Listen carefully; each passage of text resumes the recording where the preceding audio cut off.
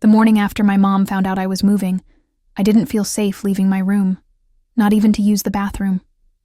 I knew the moment I stepped out, she'd corner me again, try to convince me, guilt me, manipulate me. It wasn't worth the risk. Later that day, she called me into the living room.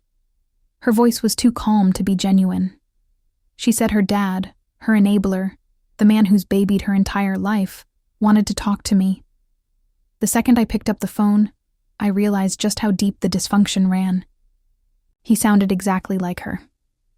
Same tone, same dismissiveness, same inflated ego. He didn't ask me how I felt. He didn't ask why I was leaving. He didn't even pretend to care. He immediately told me I was wrong, that I'd regret it, that I would die out there. It was the same empty threat dressed in a different voice. I'd had enough. I handed the phone back without another word. Then I sat there in silence as my mom and her dad talked about me in front of me like I wasn't even there. "She's delusional," they said. "Ungrateful." This, coming from the woman who spent hours the night before spiraling about her own pain while completely ignoring mine. I came back to my room and overheard this. It's a good thing I didn't send her stepdad to talk to her. That one stopped me cold.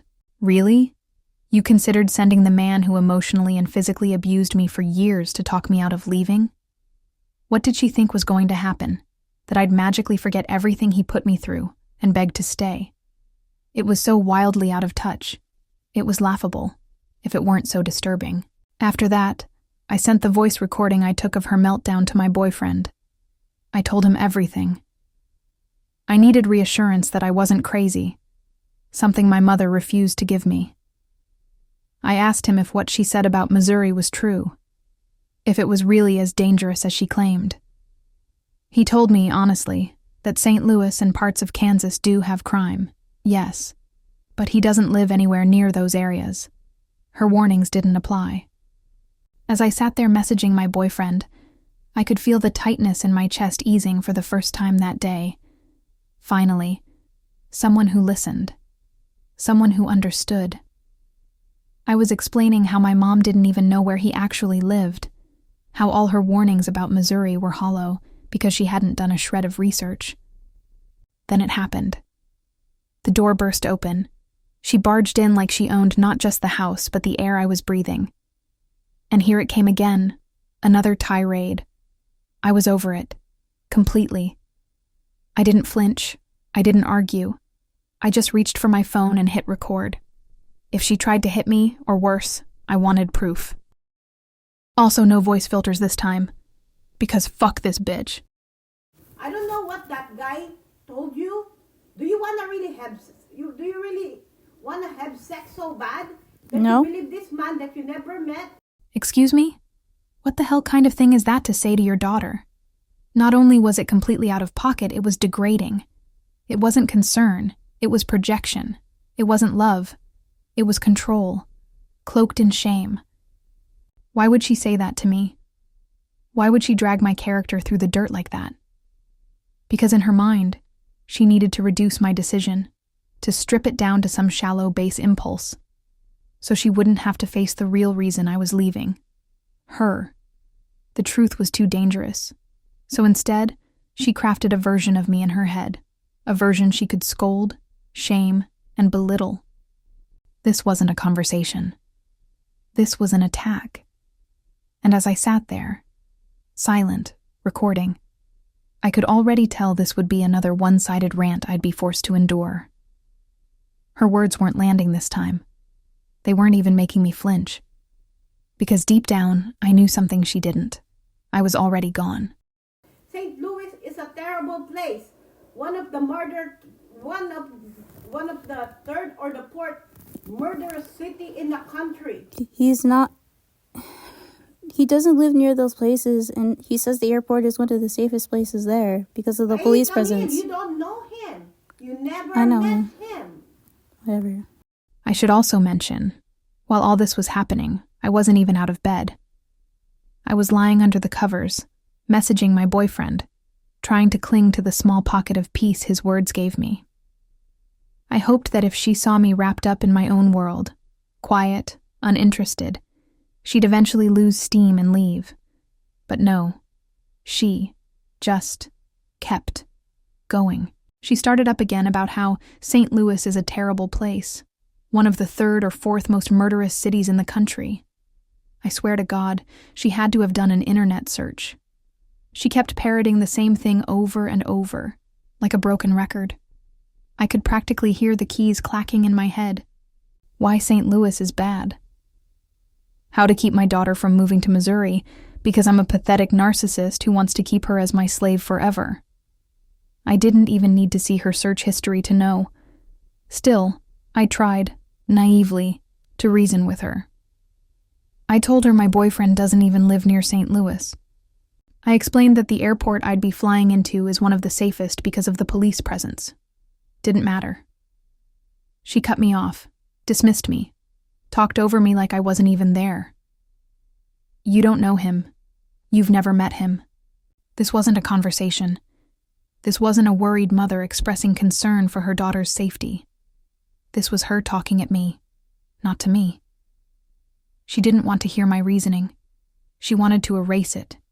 She wanted me silent, compliant, and scared. She was fighting her own losing battle, and I had no interest in playing along. Camille, you haven't even explored Anchorage.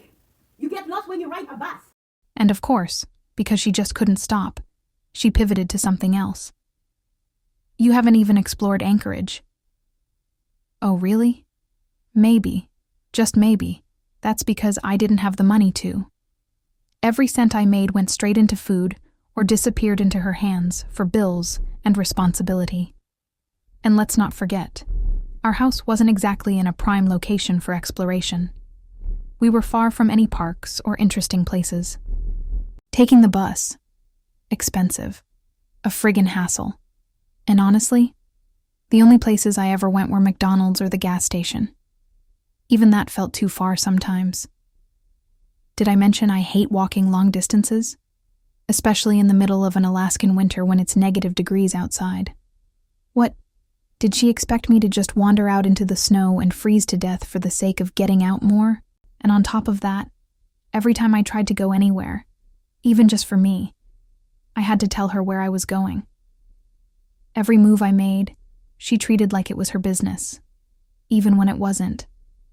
And when I did go out, she'd use it as an opportunity to ask me to buy her things, even when all I wanted was to buy myself something small with the little money I had, even when she didn't deserve it. Who am I kidding? She never deserved it. She forced me to spend my hard-earned money on her cravings, especially her precious Diet Root beer, the same Diet Root beer that was actively contributing to her diabetic issues. She wasn't teaching me independence. She was keeping me tethered, chained to her wants, her errands, her life. And now she had the audacity to act like I was the one wasting my life. And as if she hadn't already dragged me through enough, she brought that up. The bus incident. Oh, so now she wants to bring up that traumatic moment? Fine. Let's recap, shall we? I was in high school. Our last apartment was close enough to the school that I couldn't take the school bus anymore. I had to ride the city bus instead. Luckily, students could ride for free, but I had never used the city bus by myself before. I didn't know you had to pull the cords along the wall to signal for a stop, or that the red buttons on the poles did the same thing. I thought the driver would just automatically stop at the school like the yellow buses always did. But that day, there weren't any other students heading to my school on the bus, no one else to pull the cord, so I missed my stop. Panic set in fast. I tried using the Maps app on my phone to find my way back, but every turn seemed to take me further away. I called my mom. No answer. I called my stepdad. No answer. For hours. I kept walking. My shoes were soaked from the slush-covered sidewalks. Melted snow seeped through every seam. It was below zero, my feet aching with every step, my hands frozen, my body exhausted. Then it got worse. A man on a bike rode past me slowly, eyeing me up and down. "You're beautiful," he said. My stomach dropped. My heart raced. I didn't feel beautiful. I felt exposed, unsafe, small. By the time my phone was on the verge of dying, I was too cold, too sore, too scared. I thought I was going to collapse in the street. That's when my mom finally picked up. And do you think her first words were, "Are you okay? Where are you? Stay put. I'm coming right now." No. She called me an idiot. Not once did she sound concerned. Not once did she ask if I was safe, if I was scared, if I was hurt. She called me an idiot, drove out to find me, and brought me home. But that day, something inside me snapped. That was the moment I realized she didn't care about me. Not really. Not in the way a mother is supposed to care. And the next day, I told my advisory teachers what happened. I thought they'd understand. They didn't. They defended her. She was probably just stressed. She was worried about you. Worried. If that's what her worry looks like, I'd hate to see indifference. That's when I started to see it. Nobody where I lived ever really knew me, and they were never on my side. Not my teachers, not my bosses, who ratted me out to my mom because it was required. Not my coworkers who whispered behind my back but never understood. No one. What is your plan when you get there? You don't have a job. I'll find a You don't job. have money. You don't have a place to stay. I'm staying with him. Or when he stay with you, he's gonna have sex with you and have a baby with you. And then when you have a We fight, talked about what it. happened? You think husband and wife have a fight? You think boyfriend and girlfriend don't have a fight? I know they How have is your fights. relationship? Then she switched gears and tried to sound rational. She asked me what my plan was. You don't have a job. You don't have money. You don't even have a place to stay. Number 1, I can apply for a job. That's not hard. Number 2, I don't have much money because she's been stealing it. Rent. Bills. God knows what else I never even knew about. Number 3, she didn't know this, but I do have a place to stay, with my boyfriend and his roommates. I only answered her twice, kept it short. I can find a job. I'm staying with my boyfriend. That was it. I wasn't giving her any more fuel to twist into another rant. But she couldn't let it go. He's going to have sex with you. He's going to get you pregnant. She said it like we'd already planned to start a family tomorrow. Like my leaving was some wild, reckless move to jump straight into motherhood. And sure, we've talked about kids and marriage someday. But that's down the line, when we're ready. Not in the chaotic, codependent way she's imagining. Then she asked, "What happens when you two have fights?" You don't think couples fight? As if she'd uncovered some fatal flaw in our relationship. Except here's the difference. I know couples fight. I've seen her and my stepdad fight, if you can even call it that. Screaming matches, manipulation, power struggles where someone has to win and the other has to lose. And no, that's not normal. That's not healthy. In my relationship, we do argue sometimes, but we talk. We communicate. We listen. We resolve. We don't weaponize our emotions. We don't gaslight each other. We don't argue just to argue, like she does. She wouldn't know what a healthy fight looks like if it slapped her in the face. But of course, she can't imagine any relationship being healthier than hers. That would mean admitting she failed, and she'll never do that. I know they How have can your fights. relationship will get broken, even if they love. These people love each other so much, they vow to love themselves forever and ever. But after staying 2 months, 3 months, they break up, Camille. A lot of relationships like that. Me, I'm a patient woman. But how about that guy? I don't care, people that met, they kiss and they love each other, they lovey-lovey, 2 months later, and this is people that actually met, they lovey-lovey, they love each other so much. And then what happened? They live together, and then they see each other attitude. Oh my God. Here we go again. Yes, Mother, I get it. We met online. You've hammered that point into the ground like a rusty nail. But let's talk about you for a second. You met your first boyfriend in real life, didn't you? And what happened? That relationship still went to crap. So what's your point? She tried to call herself patient, which is laughable, by the way, and started droning on about how when couples live together and see the real person, they break up. Then she hit me with this. Are you gonna be submissive like I do? The guy's gonna tell you, come here, do this, do this. Are you actually gonna clean the house? Are you gonna actually wash his laundry? Are you actually going to cook? Do you know how to cook? Excuse me? First of all, holy projection. Just because your relationships didn't last doesn't mean you need to spit venom at mine out of jealousy. You're not mad because you think I'll fail. You're mad because there's a chance I won't. And second of all, this isn't the 1950s, Mother. He's a grown man. He can cook his own meals. He can wash his own laundry. He doesn't expect me to play housemaid just because I'm his partner. Sure, I'll clean up after myself. I'm not a slob. But I'm going to be a guest in his house, not the live-in maid. And unlike you, I'm not going to take mistreatment from my partner. I won't tolerate disrespect the way I tolerated it from you. I won't let anyone walk over me like you let your exes walk over you. I refuse to live like a desperate loser clinging to crumbs of affection just because I'm scared to be alone. Oh yeah, you know how to bake chicken wings and boil some hot dog. What do you know how to do in this life? Except being a spoiled brat that you are. Then she asked if I know how to cook. Not in a curious, supportive way. In a condescending, loaded way. You only know how to bake frozen chicken wings and boil hot dogs.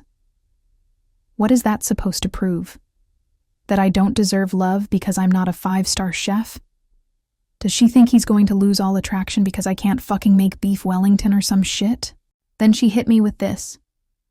What do you know how to do in this life, except be a spoiled brat that you are?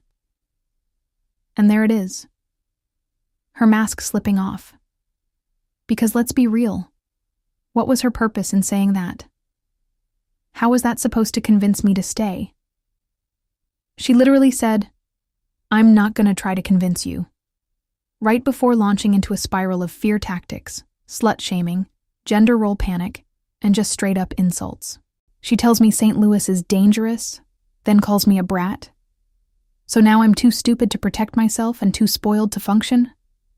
What is this? Emotional whiplash hour? And listening back? None of it made any real sense. Because it's not meant to make sense. It's meant to confuse, humiliate, and crush your spirit. A last-ditch attempt to regain control by tearing me down so low that I'd question my decision to leave. But I see it now for what it really is. When she realized guilt wouldn't work, she reached for fear. When fear didn't work, she grabbed shame. When shame didn't work, she tried full-on verbal abuse. And even then, it didn't work. Because I'm still leaving. I'm still choosing myself. And no amount of spiraling, screaming, or smoke screening is going to make me forget why. You're so sheltered, Camille. I sheltered you. That's the problem. And no I'm going to be nice thing I did for you, you keep telling me I'm abusive, but I'm not. Then, get this. She admits she sheltered me too much. Says that's the problem. That's the reason everything is going wrong. So, just to be clear, she now claims she sheltered me. And that's why I'm a spoiled brat. Not because she was controlling. Not because she constantly moved the goalposts. But because she did too much for me. And yet, the second I try to interject with a little humor, just a small quip, like, well, now I can be sheltered, away from you, which wasn't even rude, just a self-aware jab, she snaps again. Didn't even finish the sentence before she barks, No, you listen to me. Girl, what? There was a literal second of silence. I wasn't even speaking anymore. She just needed to shout something, anything, to reassert control. She doubles down. This is the first time that I'm really angry with you. You are nothing but a spoiled brat. Everything is handed to you most of the time. Okay, and whose fault is that? If that were even true, if I was handed everything, who handed it to me? Oh, right. She did. And now she's mad about it? A lot of kids, 18 years old, their parents kick them out and you go on your own. She then pulls out the, "You're lucky I didn't kick you out at 18" card, talking about how some kids get kicked out and have to fend for themselves. But what does that have to do with anything? That's not even what's happening here. She never intended to let me go. Not at 18. Not at 19. Not even for college. In fact, she literally took the money I saved for college. Gone. Used for some reason she still refuses to explain. Even when I talked one time about going to a college out of state, she was like, hell no. So miss me with the martyr speech about how she could have kicked me out. She had no plans to ever let me go. How much do you make? $300-400 a month? Over here? check with me. Yeah, I charge you for rent to teach you to be responsible. And you think that's controlling? It is controlling. That's what you think. Then she starts picking apart my income. You only make $300, $400 a month. She says it like it's some personal failure instead of a direct result of my limited freedom and mental health deteriorating under her thumb. She claims she was charging me rent to teach me responsibility, not out of need, not because bills were tight, but to teach me control.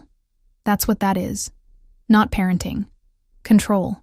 You All don't you even think give me about my is the credit money card. because I'm taking rent for you. You That's don't why even so you evil don't right you don't now. even give me Because all you you really want is buy chocolate candy, ice cream, cookie. That's gonna kill you one day. And then she says that's why I'm so hateful. Because I want to buy sweets? No. I was depressed. I didn't want sweets. I wanted comfort. I didn't want sugar. I wanted autonomy. She never once stopped to ask why I was struggling, why I couldn't keep up with showers, why my diet tanked, why I didn't care about my health anymore. Because to her, it wasn't about how I was feeling. It was about how I was failing her, how I was an ungrateful burden who should know better. But she never asked, what was it like to live in that house? To have your dreams questioned, to have your trust betrayed, to have the only support system you're allowed slowly choke the life out of you, and then be told you're the problem. No, she doesn't think about that, because she doesn't care about anyone but herself. She thinks sheltering is what ruined me. No, it was the gaslighting, the guilt tripping, the micromanagement, the theft, the shame, the projecting. And I am finally done pretending it wasn't real. No, Camille, you don't. When you don't have money, who you call? Mom? No. Yeah, you do. Excuse me? I barely ever do that. And the few times I have, it's not some desperate cry for help. It's because I've been asking for my own money back. Money she stole from me. Money I worked for. Money she claimed was for rent and other expenses that she never explained, like some shady landlord I didn't even choose to live under.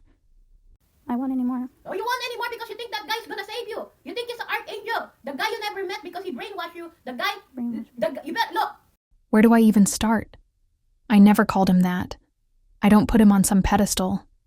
I don't think he's some magical savior or superhero. He's just someone, finally someone, who saw me for who I was, who cared, who listened to me, who believed me, which is a hell of a lot more than I can say for her. But she doesn't stop. She starts again with the paranoia. Over and over like a broken record, as if repeating it enough times will make it true. Like her opinion somehow overrides the reality I'm living in. And then, it goes fully unhinged.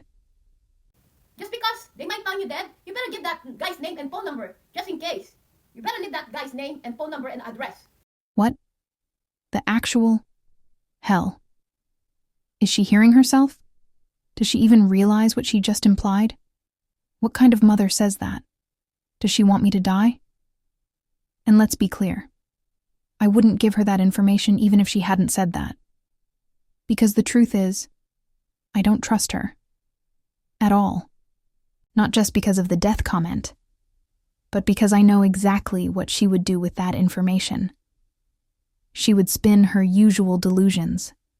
She would harass him, make false accusations, maybe even try to get him arrested for something he didn't do. And for what? For helping me. For giving me a way out. For being the one person in my life who didn't treat me like an obligation or a punching bag. She doesn't want his name to protect me. She wants it to destroy him, to have leverage, to reassert control. And that's when it really hit me. Like fully, crystal clear in that moment. She's deranged. Like genuinely. No rational person says what she said. No loving parent brings up death as a weapon to guilt trip their kid into staying. No mother reacts to their child finally finding a way out by trying to poison it with fear and suspicion and threats. She's not worried about me being hurt. She's worried about losing the person she gets to hurt. And I am never going back.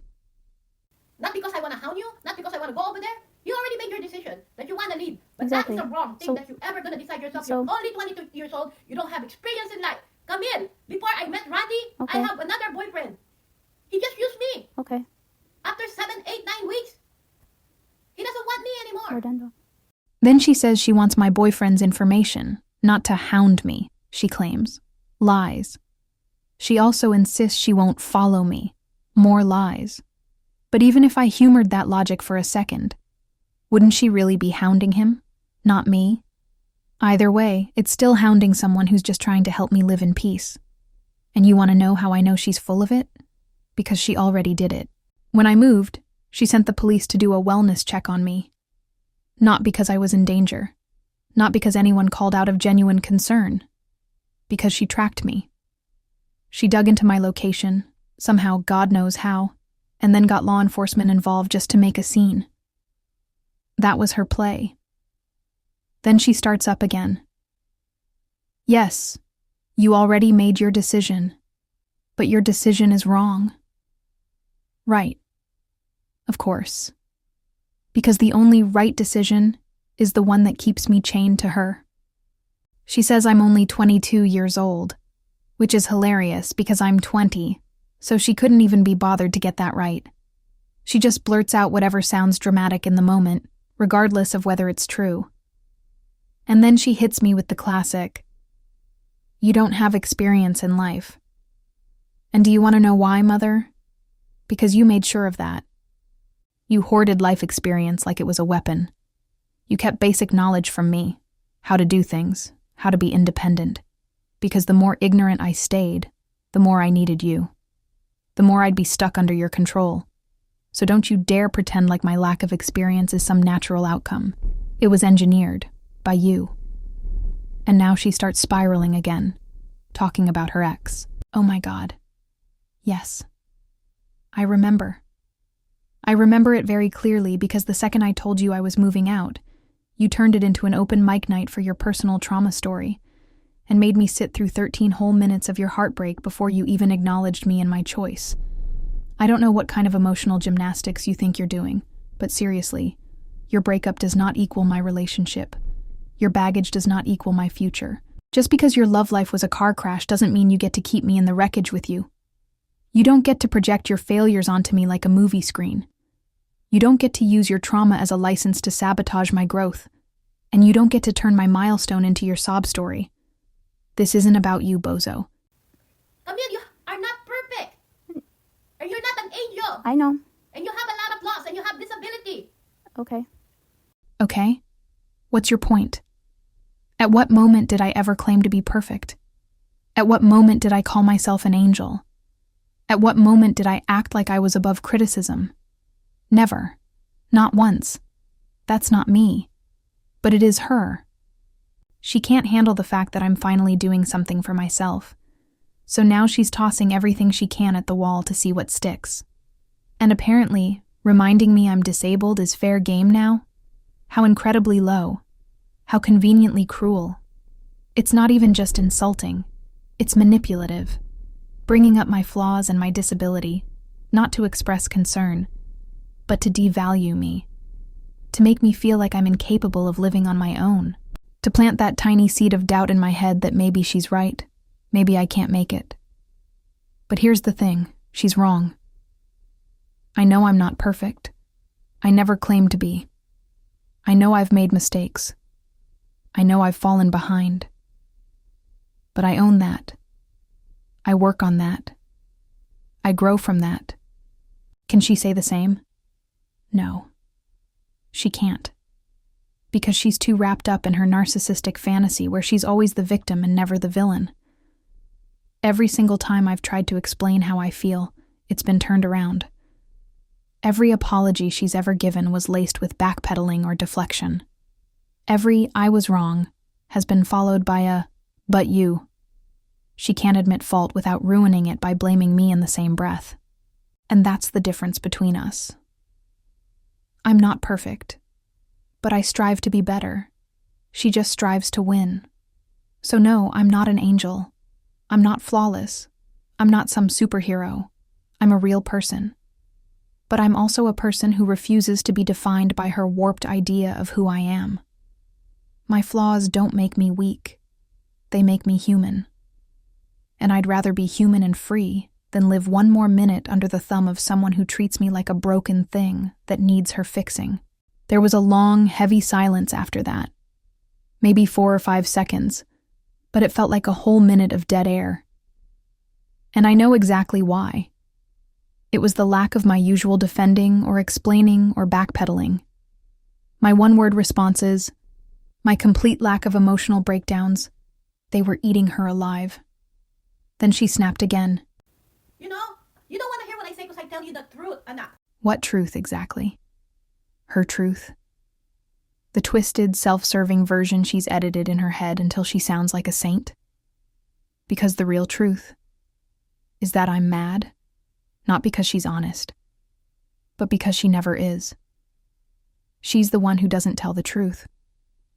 She's the one who refuses to admit what she's done. She's the one who denies everything, especially when she's caught. And the worst part? I know that this whole rant, every single line of it, will be something she claims never happened. That I'm imagining things again. That I'm twisting her words. That I'm ungrateful. I'm not gonna put you in an egg and say, oh, come Yes, you here. did. Oh, anak. Oh, I'm not gonna make you come here. Because I'm old. You think I know one day that you're gonna go in the world and marry? I know you're gonna meet someone one day, but what you're doing is dangerous. That's all she's done. Coddled me when it served her, then flipped the script and punished me the second I stepped out of line. She loved babying me when it made her feel powerful. She loved me being dependent when she could dangle freedom like a treat above my head. But the second I started to crawl toward independence, suddenly she's just trying to teach me responsibility. Yeah, right. Then comes the same damn fear-mongering tangent I've heard 1,000 times. You're gonna go to a place that you don't know about, okay? It's one of the largest city in the country. Again. As if she's read one BuzzFeed listicle and decided to treat it like divine prophecy. It doesn't matter how many times I explain he doesn't even live there. It doesn't matter how many times I clarify where he's really located. She'll ignore it, because it fits her narrative better if she pretends I'm being tricked. And of course, she then projects again. It doesn't matter where you said you live or thing. Of course, he's gonna tell everything you want to hear. Oh, your mom is a terrible person. I don't know what you've been telling him, and he's probably saying, yeah, your mom is bad. I don't know what you've been telling him about me. And he's probably thinking, oh yeah. Of course he's gonna say that. Because that guy is miserable. Oh, really? You mean like how you lie and manipulate until I say what you want to hear? Because that's what this has always been about.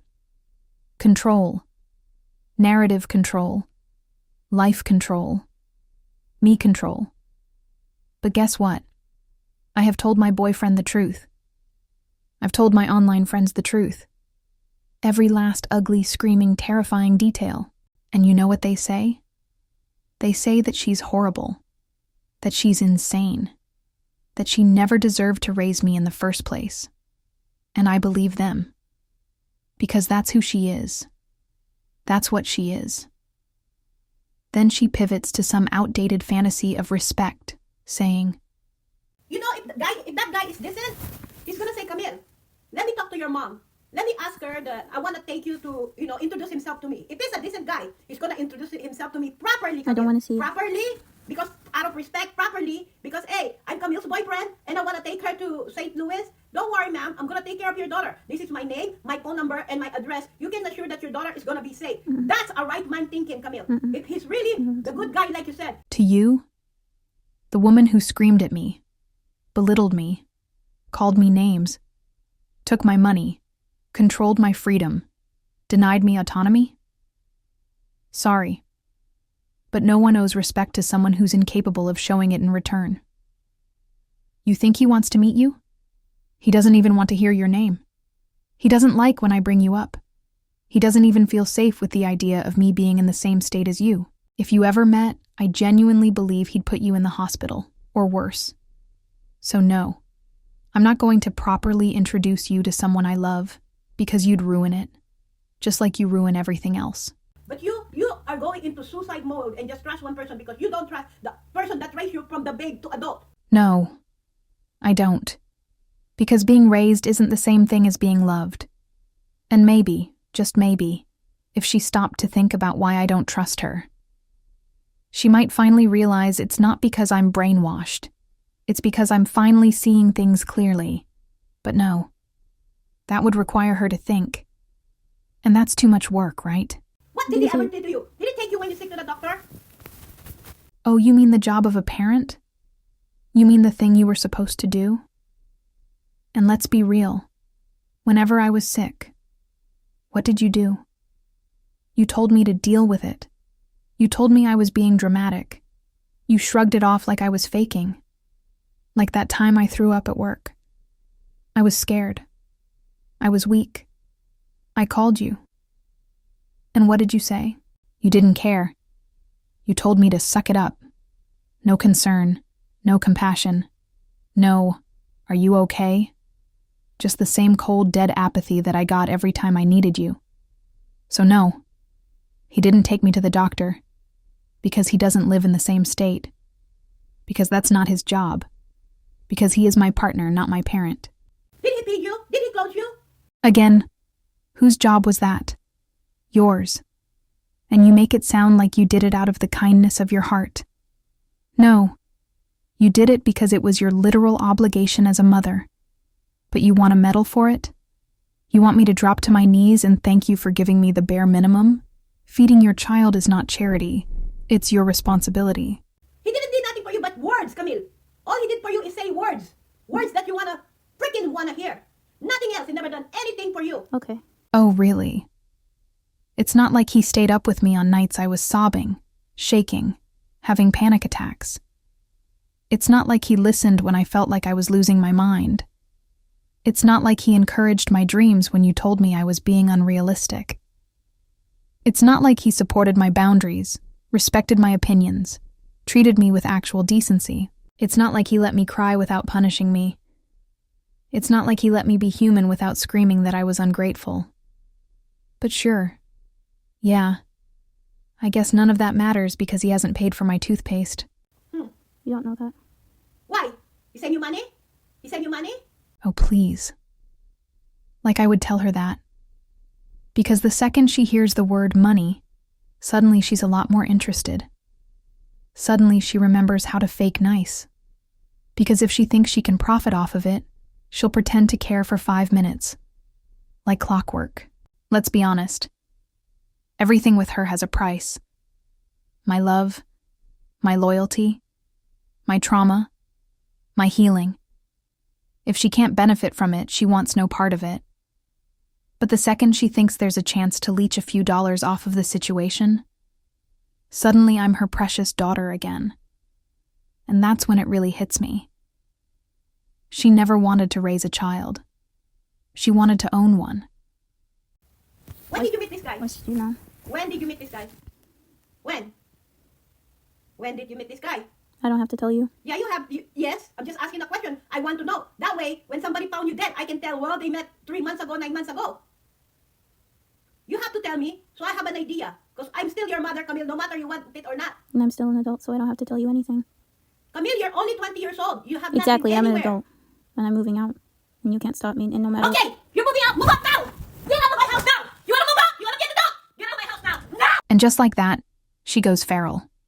She rips my blanket off me, slams open my closet door, yanks out my moving bags, all while screaming so violently that I can barely make out the words anymore.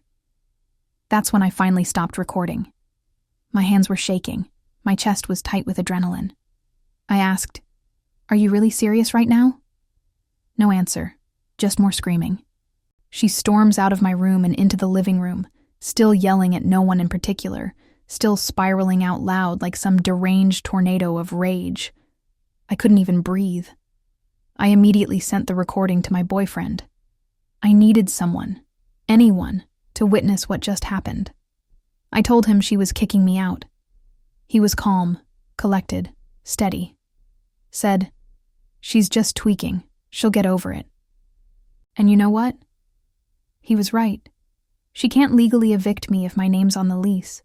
And if she was even remotely smart, she'd know that if I called the cops, she'd be the one getting arrested, not me.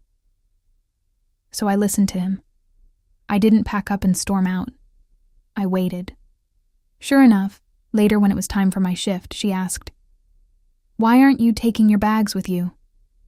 As if that whole 8-minute psycho episode didn't even happen. I just looked at her. She huffed and said, "Just go to work." And that was that. So all that screaming, all that chaos, all that trauma, for what? For nothing. No consequences, no resolution. Just her throwing a tantrum like a child because she couldn't control me anymore. It was exhausting. It was pointless. It was exactly who she is. And I hate her for it. I truly, deeply, and completely hate my mom. Still a bit more story to tell. Wait for part 3.